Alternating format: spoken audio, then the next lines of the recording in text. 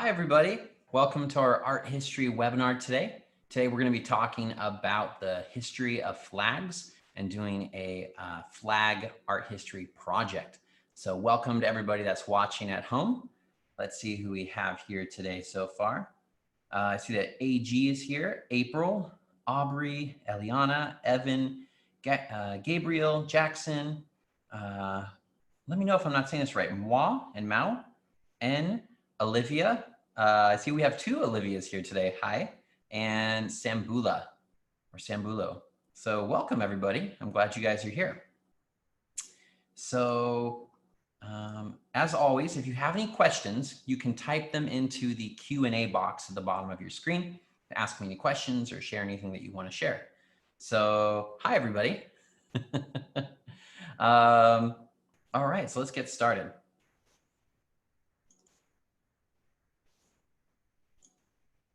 Okay, so we're going to have an art project at the end of our history lesson here. So as we get started, I'm going to give you a minute or two to run and get any of these materials that you might have around. You can go to your art studio space if you have one, or you can go to wherever you keep your things that you do for art projects. And these are all the things that you need. So you should get several colors of construction paper, a pair of scissors, a glue stick or Elmer's glue, or you could even use tape if you wanted to, but something that you can stick things together. And markers, crayons, or colored pencils, something that you could draw with. So just to hold them all up here for you. So you're going to want some colored paper. Here I have a whole selection of red, blue, green, yellow, black, white, pink, light blue, all kinds of colors. So having more colors will be fun because it'll give you more options. You want to have a pair of scissors. You want to have a glue stick or Elmer's glue. And then you want to have some markers or crayons, something that you can draw with. So go ahead and run and get that stuff if you don't already have it. And as we start talking about the history of flags, you can keep on listening in and feel free to go run and get those things while you hear what we're talking about here.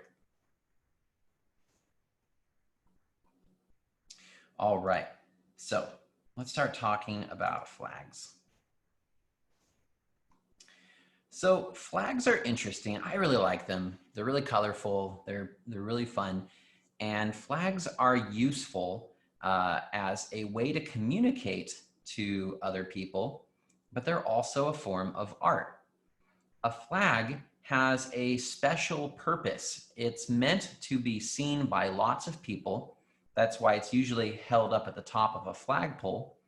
And it's usually supposed to, with very simple symbols and colors, communicate something like what country, a building or a ship out at the sea, or maybe people in a sports stadium. It's kind of a communication of maybe where that person is from.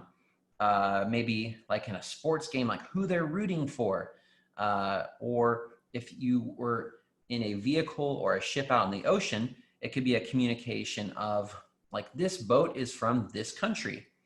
It's a very easy way to say something about the place or the person that is holding up the flag or using the flag. Now, people could come up with maybe boring ways to do that, but people usually like to come up with, over all the years, they've come up with very colorful, fun ways to do that. Flags usually try to communicate something with how they are designed. Instead of just being maybe random symbols and colors, the people that originally made each country or group's flag usually picked the colors and they picked the symbols that they put on the flag for special reasons. And we'll get into that a little bit more in a little bit. So this is an example of a flag you may or may not have seen before, but these are signal flags used by ships on the ocean. Each one of these flags, if you start in the upper left-hand corner, each flag has a word that goes with it. Alpha, Bravo, Charlie, Delta, Echo, Foxtrot, Golf. The words that they're using here don't really matter. They just, everybody came together and decided that these were the words they were going to use. But does anybody notice anything about those words? These kind of random words that go with each flag? What's special about these words in this order? Alpha, Bravo, Charlie, Delta, Echo, Foxtrot, Golf. Does anybody notice what is happening with these words in this order? If you have a guess, you can write it in the Q&A box. Good job. One of our viewers who has the name N here says that's alphabetical order. And AG says that too. You are right. These words in this order are basically standing for the letters of the alphabet in English. So this first flag, the alpha flag, could stand for the letter A. And then if you saw the next flag, Bravo, it stands for the letter B, and so on. You could put up several of these flags and actually spell something out on your boat. And the reason that that could be helpful is that people could see these flags up on your ship from far away, and they could understand that you were trying to say something, even if they maybe couldn't see like a sign that you were holding up. Nowadays, we do have, of course, we have things like radios, we have phones, we have other ways to communicate. But let's say maybe all the power on your ship went out, all the electricity stopped working, and maybe your motor on your ship wasn't working, and you wanted to communicate to other people, I need help. If another boat was traveling by from far away, they might think you're just sitting there fishing or just kind of hanging out. They might not know you need any help. But you could put up some of these flags and communicate help. You also see, if you look closely, there are some words up on top. You see some very little words at the very top of the screen. Above the Foxtrot flag, that's red and white, you see the words disabled, communicate with me. What that means is you're basically saying, help, my ship's not working. Please come talk to me. Help me out. And there are a few other simple messages there. So if your ship was stuck out on the ocean, you'd probably put up that Foxtrot flag first, and you'd wait for somebody to see it, hopefully. Pretty much every ship out on the ocean will have like a book that has all of these flags in it and tells what they mean.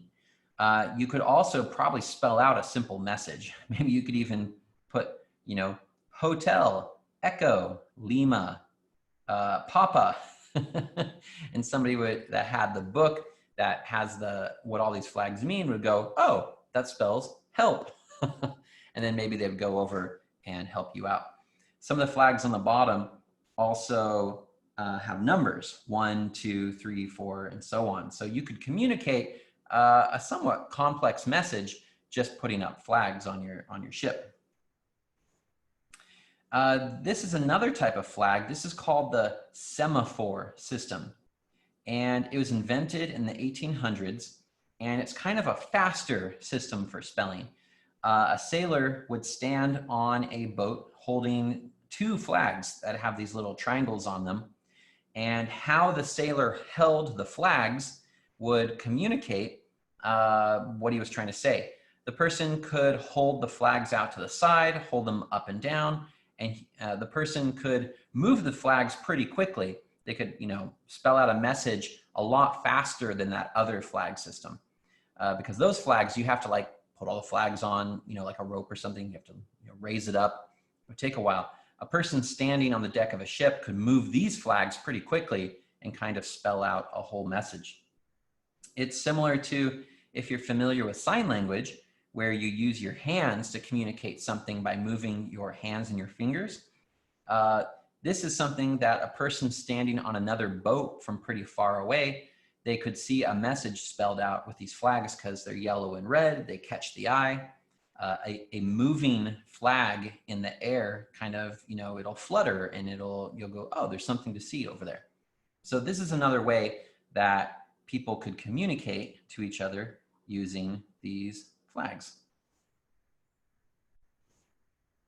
So no one knows who made the first flag. The first flag that was ever made was probably made so long ago that nobody thought to write down who that was. Nobody knew to say, oh yeah, Mary over here, she made the first flag, and we should, remember that for a long time.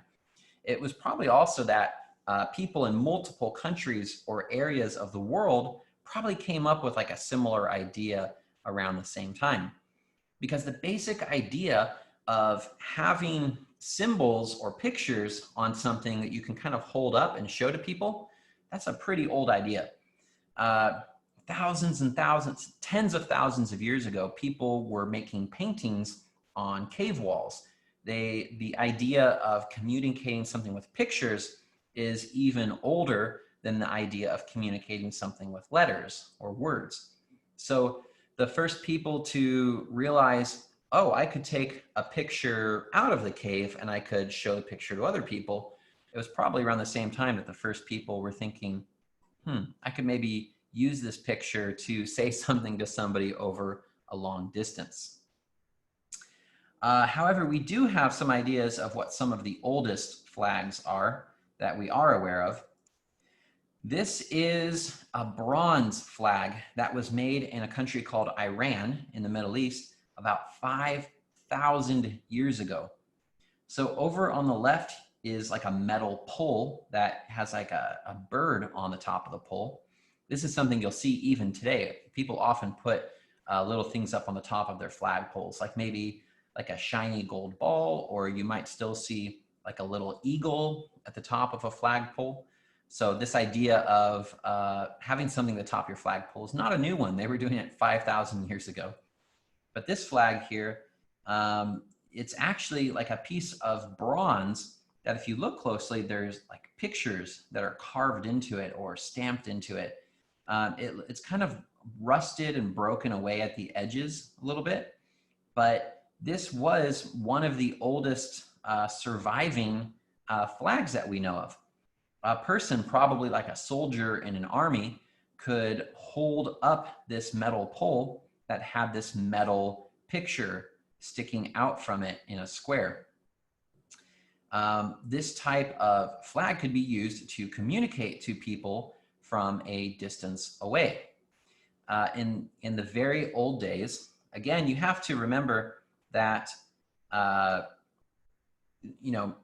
things like phones and other ways to communicate with electricity and like devices, that's a pretty new idea in the whole length of history.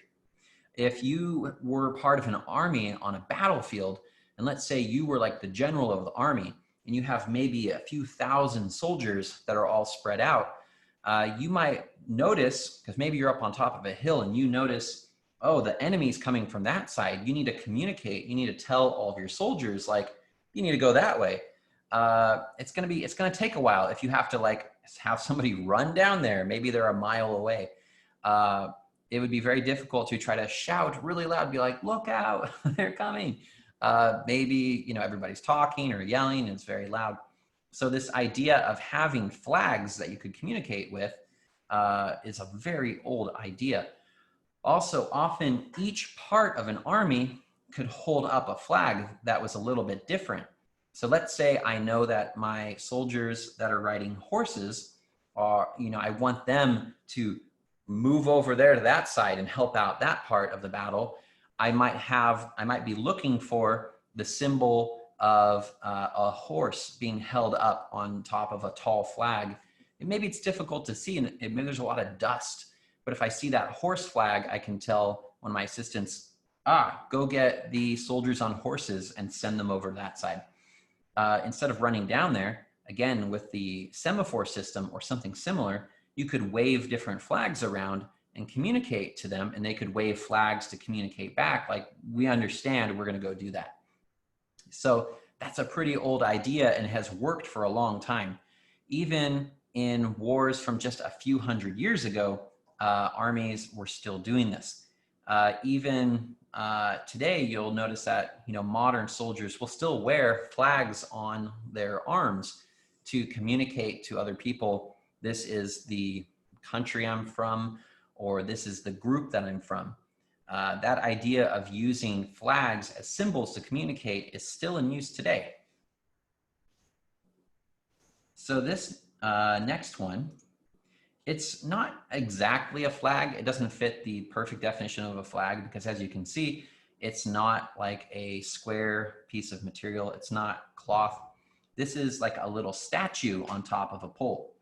This is the Roman aquila, and this was an eagle at the top of a pole that, kind of just like we were talking about, would be held by each group of marching soldiers in the Roman army. Those were the people that lived a long, long time ago in what is now Italy. So the Romans, they liked to conquer lots of other territories and countries, and they were very proud of their army. And the soldiers in each part of the army were very proud of these symbols of their part of the army. I read that they would fight very hard to prevent these, these statues on the top of these poles from getting captured by their enemies. If the enemy did capture this aquila, the Romans would fight very hard to get it back. There's one story of part of their army getting destroyed, and their enemies took 3 of these aquilas, and the Romans spent literally like 30 years working to get these back because they were so proud of these symbols, and they felt so strongly about it being a matter of pride to keep them safe. Even more modern armies would do similar things where they would fight very hard to protect their flag on the battlefield, and it was considered a great dishonor to let the enemy capture your flag. So we've seen that in more modern wars of even the last few hundred years. On our next slide here, so in Europe in the Middle Ages, from that was from like these coats of arms were often used from around like 1100 to 12, 13, 1400 in Europe. These coats of arms were basically symbols that were used to tell knights apart on the battlefield. You can see here there are symbols for different countries. People that were from those countries would often have similar symbols. Your king or your royalty that were in charge of you, if you were a knight, could often grant you special symbols that you were allowed to use. So if you were a knight from England, you might have this like a lion on your coat of arms. If you were from France, you might have the fleur-de-lis here, this special symbol of France. But it was very important. The knights usually had assistants called squires. They had other soldiers that would fight for them and with them. But if they were wearing a lot of armor and things covering their body, it could be very difficult to tell who was who in the middle of a battle. So you didn't want to accidentally fight the wrong person. So having these symbols on, somewhere, maybe on the clothing that covered your armor, maybe on some cloth that was over your horse, people could tell that they were on the right side and that they were not accidentally like fighting, their own side. And these symbols began to be used on flags as well. Again, there was eventually the idea, in Europe too, that, oh, we can put these symbols on cloth flags, we can hold them up, it can be used for communication that way.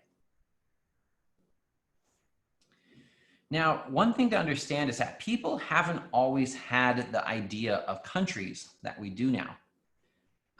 So flags that stand for a whole country, they're actually a more modern invention.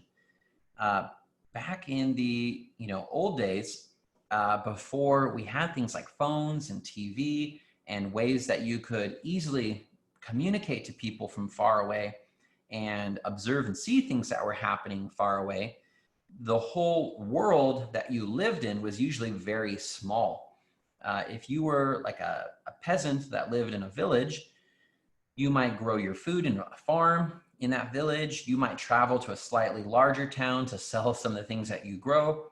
You would probably be aware of who the Lord was over your area. And you might be aware of the people that were above him, up to maybe the king. Your kind of whole environment that you lived in and were surrounded with was usually just your own little area. The common peasants of the old days, they didn't give a great deal of thought to the larger area that they were part of.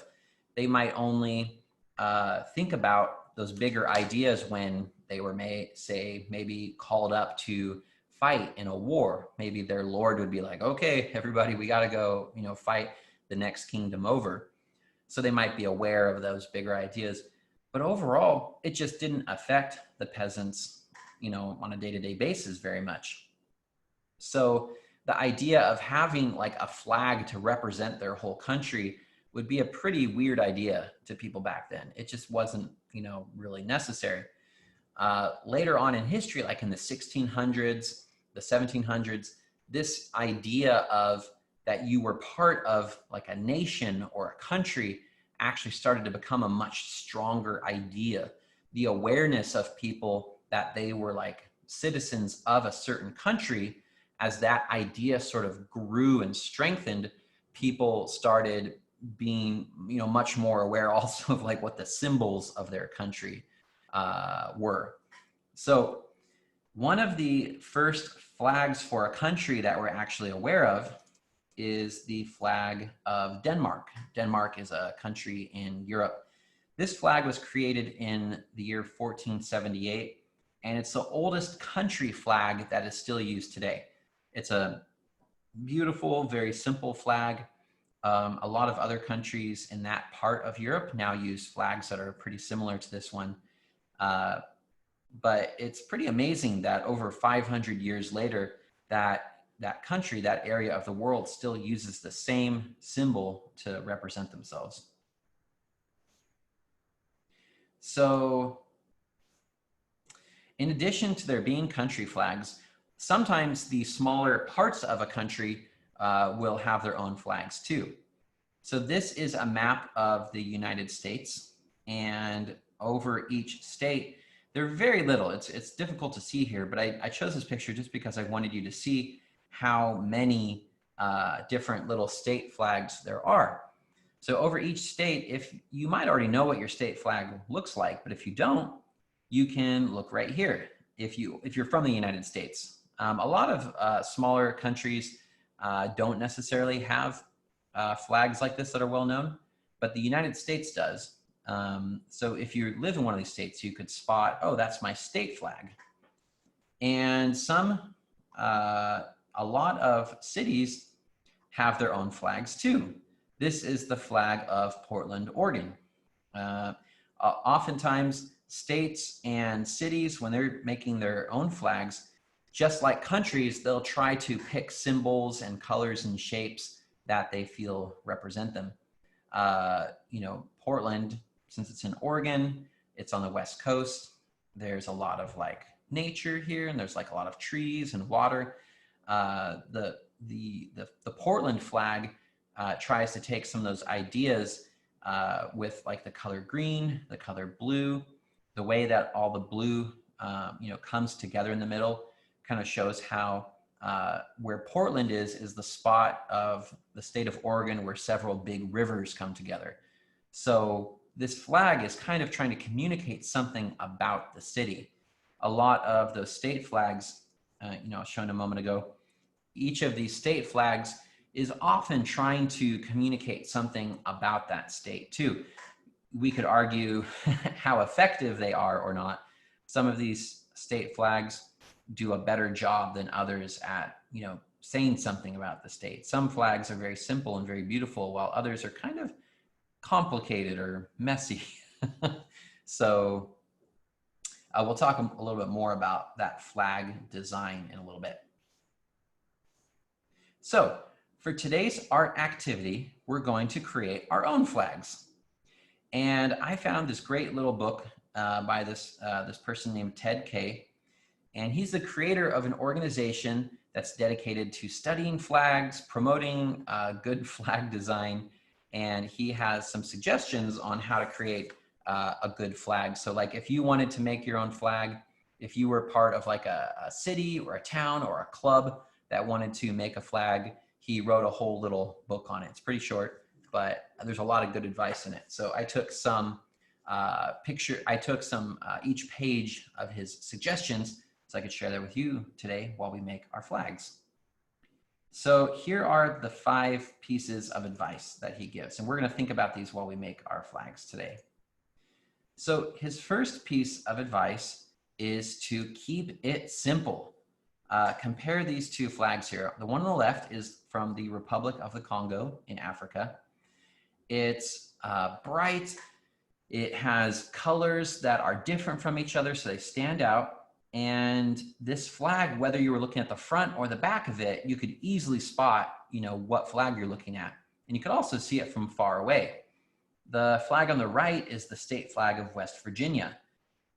This thing in the middle is called a seal, and a seal is often like another type of symbol for an organization or a state. But the seal, it's really tough to see what exactly is going on in this picture. Even as big as it is on the computer screen right now, it's really tough to see what's going on. I think there's 2 people, but what are they holding exactly? One of them might have a pickaxe or something.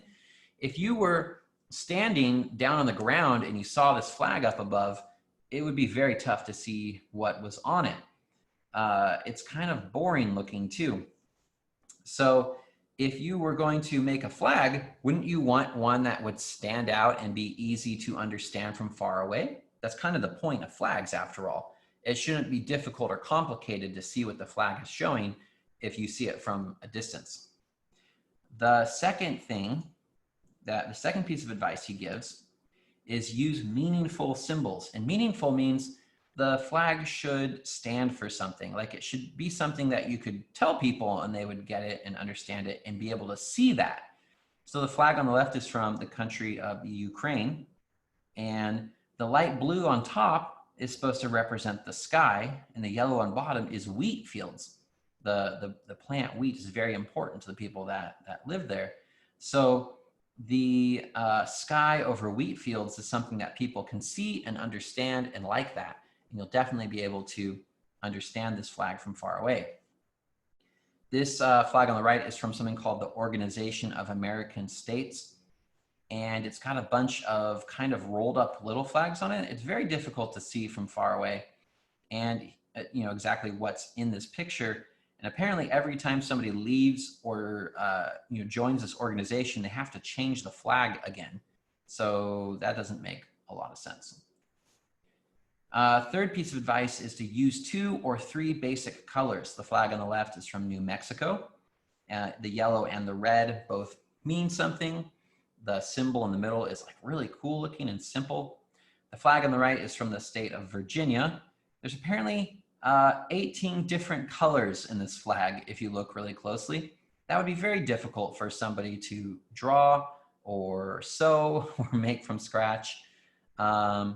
It's a lot. It's hard to see. It's too many colors. His advice, just use 2 or 3. That'll be good. Next up, you shouldn't put any letters or words or, the seal again is kind of like the symbol of a state or like a city. His advice, the one on the left, it's simple. It kind of looks like a seagull flying through the air. The one on the right, too many words. You might not be able to read what they are from far away. It's kind of complicated, looks a little bit weird. And lastly, he advises that have our flags stand out and connect to history. The flag on the left is a country in Africa called Liberia. It was founded by freed African-American slaves that after they were freed, they left the United States and they went back to Africa and they started kind of like a new country there. When they created the flag for that country, they patterned it after the United States flag. So it looks a lot like the United States flag, but it also is different.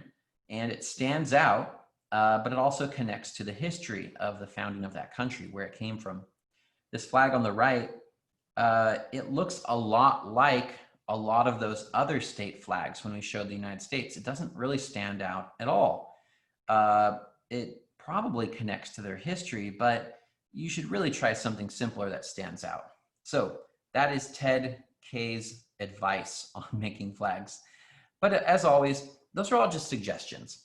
When we're making art, you can really do whatever you want. We can keep those suggestions in mind, but again, they're just suggestions. They're just ideas. Now, when we do our art project and you make your own flag, you can make it look however you want.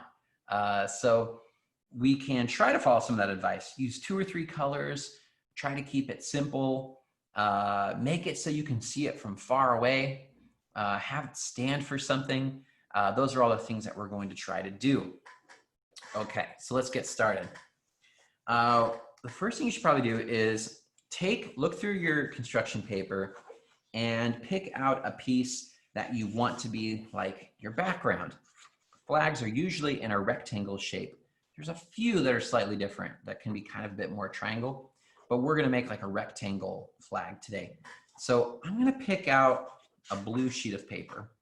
And the reason that I'm picking out a blue sheet is I think I might want to create kind of a picture with my flag. And I think like the sky could be the background. So since I want the blue sky to be the background, I'm going to choose a blue piece of paper to be kind of the base that I put other things on. Okay, so if I'm going to try to focus on 2 or 3 colors, I should probably pick out 1 or 2 more.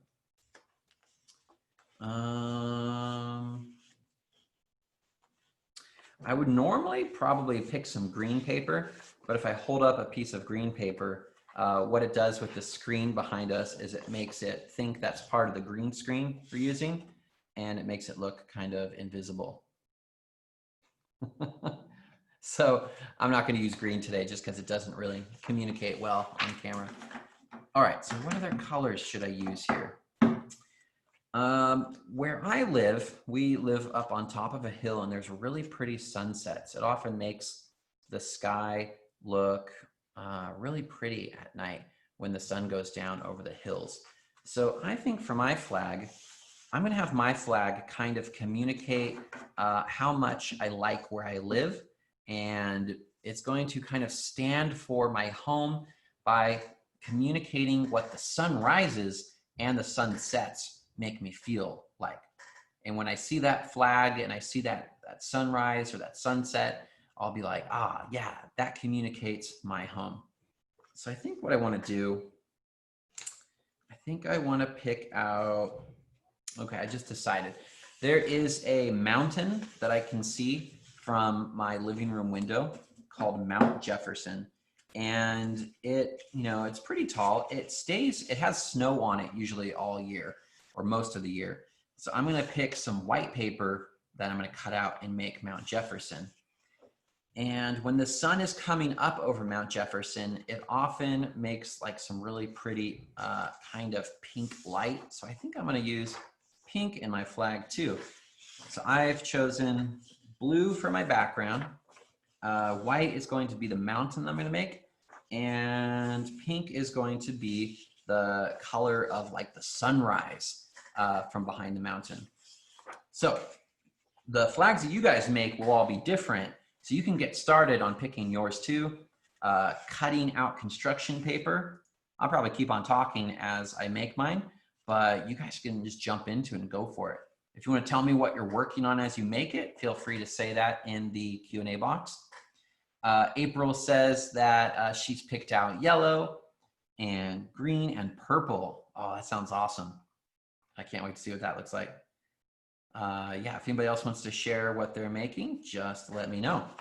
Okay, so you can use your scissors and cut out other construction paper shapes.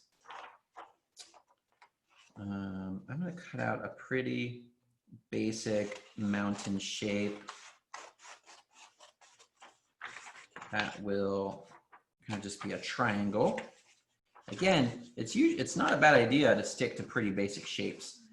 In real life, of course, a mountain has a lot more difference of shape to it, a lot more bumps and stuff. But for a flag, we're just kind of, it's more of a symbol than a photograph or a picture.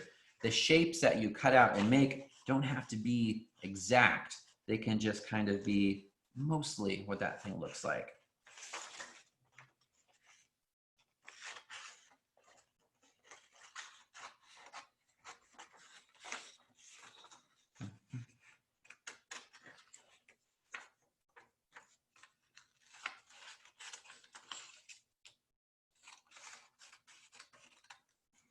So I'm giving, this is the mountain shape that I cut out. I'm giving it like a main peak in the middle and sort of like a little second peak there. So that's sort of the mountain shape that I'm making there. I think I'm gonna just put that at the bottom of my flag. Yeah, I like how that looks. So that'll be like the sky behind the mountain. It'll have that mountain shape on the bottom. N says they're making the India flag. Okay, cool. Olivia is making a green flag and it's called Mama, I Love You. Oh, I love that. Very cool, Olivia. N is using white, orange, blue, and green. Olivia also says, I chose a hard shape to cut out. I understand. Aubrey is going to have yellow and black and orange. Very cool. So you could try to make a flag that already exists, but I think what might be even more fun is to make your own flag that nobody's ever seen before. That could stand for you or your family or your house or your home or your town. But really have fun with it. You can create something that's a new flag that we've never seen before. Okay, so for my third color, so I have the sky, I have the mountain, and I think what I want to do behind that is I kind of want to make like rays of light coming out behind the mountain. So one thing you can do is you can use your crayons or your markers, your pencils or something, and you could take one of your pieces of paper and kind of sketch out what you want to draw before you get started. That way, if you don't have too much paper and you don't want to waste any paper, you can kind of, you know, sketch it out before you get started with your cutting. So I'm going to, I'm going to get started on my drawing. I think the first line I drew, it was a little bit wider than I ended up wanting it. So I'm glad I'm using my crayon to sketch.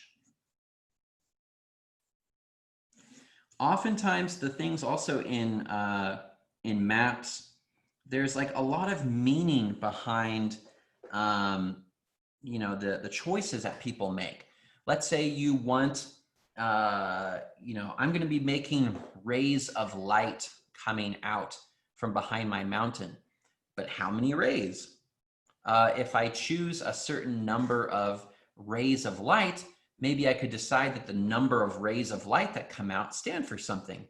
So I think for my flag, I think what I want to do is have the rays of light stand for the members of my family. So I'm going to, I'm going to basically, there's my wife and I, and we have 2 kids. So I'm going to make 4 rays of light coming out from behind my mountain.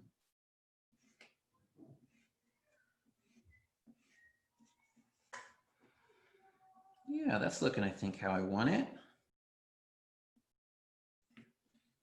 It's totally okay to try different things with your drawing, with your cutting. Hopefully you have enough paper that if you don't like how it looks the first time, you can try something different. Art is all about trying different things, experimenting. sometimes what you start out making, you know, maybe it's not, you know, what you intended the first time, so then you try something else. That's totally okay. Yeah, I'm kind of putting my crayon lines behind my mountain and I'm seeing what it looks like. I think I want to move my crayon lines just a little bit, kind of adjust where those are going to be. Yeah, I like how that's looking. Okay, I'm going to start cutting that out. Let's see. Eliana says, I'm going to make my flag represent my flowers. Very cool. I like that.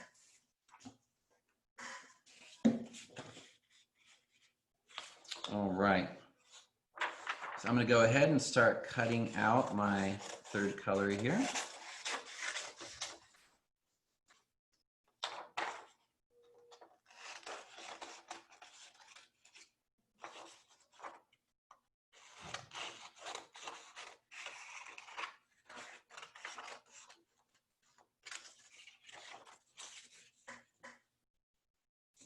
Mm-hmm. Yep. I think I'm liking how that's looking so far.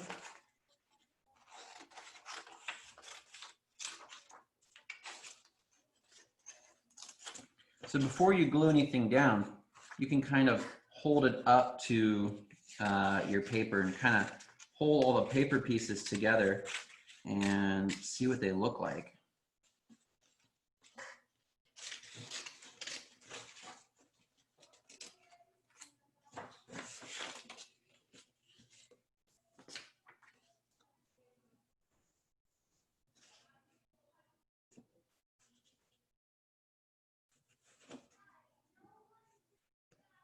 All right, so I'm putting that together. I like how that came out. So here is my mountain. Here are the rays of light coming out from behind it.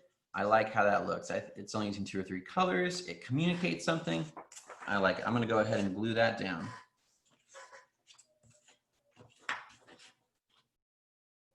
Take my glue stick here.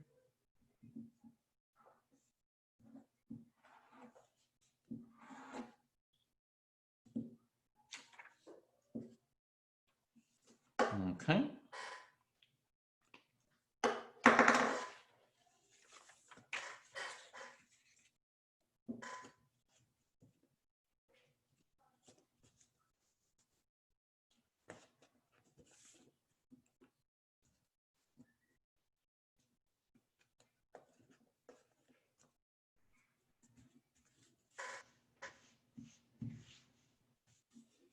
Okay. And now I'm going to put glue on the back of my mountain shape.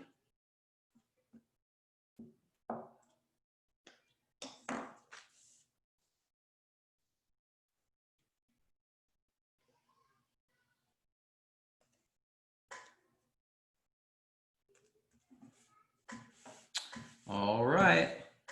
Well, there's my map. I'm pretty happy with how this turned out. This is kind of the view that I get to see out my window when the sun's rising in the morning. The mountain that I love seeing out there against the blue sky with a lot of pink, beautiful light coming out behind it as the sun comes up. The 4 things of pink light stand for the 4 members of my family, but all 4 members of the family are united. We're one family that loves each other. Maybe that's what the mountain in the middle stands for. So this is my flag. I would love to see what all of you guys came up with on your projects. You don't have to rush it. Feel free to keep on working on it. When you're done, if you'd like to, you can take a picture of your flag and send it to online.learning@delphian.org. I would love to see the flags that you guys came up with. Don't rush it. Take your time. Have fun. If you don't like how the first one turned out, try another one. You know, have fun with it. Maybe, what if you made a flag for each member of your family? What if you brought them and gave them to your mom and your dad, any siblings? If you said, I made a flag for you, and you explain what it means, why you picked those colors, why you picked those shapes, I bet they'd really like that. So I would love to, again, I'd love to see what you came up with. Feel free to email it to online.learning@delphian.org. Also, I just wanted to let you know again today about if you would like to see some awesome art courses that I think are really amazing. Heron Books provides a lot of the courses that we use here at Delphian School. There's a new course that has just come out, a series of really awesome art books called Natasha's Sketchbook. And there's one about drawing lines and shapes, and they go over colors and all kinds of different amazing things. Making flags has a lot to do with art. So if you'd like to learn more about art, these are some amazing courses you could pick up. And you can go look at those books on heronbooks.com. So if you're interested in learning more about art, check it out, heronbooks.com. Thank you guys for watching today. Thank you for spending some time doing some art with me and learning some history.